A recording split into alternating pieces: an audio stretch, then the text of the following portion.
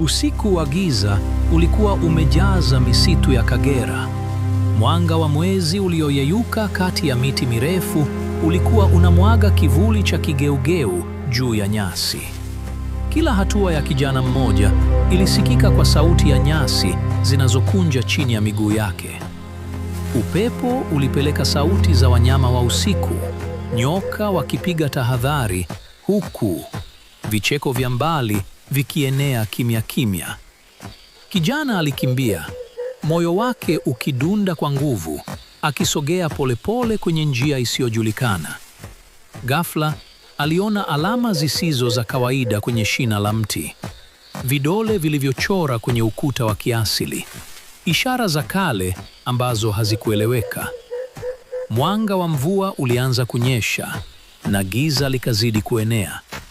Hapo kiumbe cha giza kilitokea mbele yake.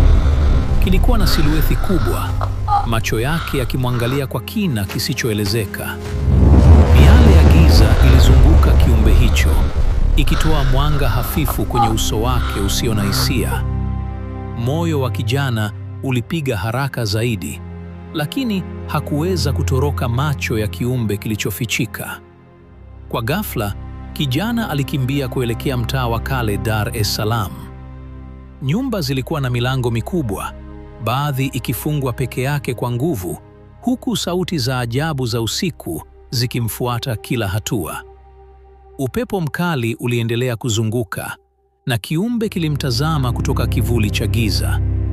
Kijana alisimama, akipumua kwa shida. Akasikia sauti ikisema kwa kishindo, "Usiku huu hakukamiliki." Sauti ya kihistoria ilifika mbali.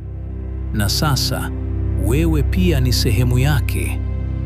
Na ghafla giza lilimfunika. Hakukuwa na mwanga, hakukuwa na sauti, isipokuwa moyo wake unaopiga kwa hofu, huku upepo wa usiku ukimpeleka mbali zaidi ya kile ambacho mtu anaweza kuelewa. Endelea kufuatilia Pazia la Hadithi kwa simulizi nyingine. Usisahau kusubscribe, kushare na kubonyeza alama ya kengele. Hadi wakati mwingine.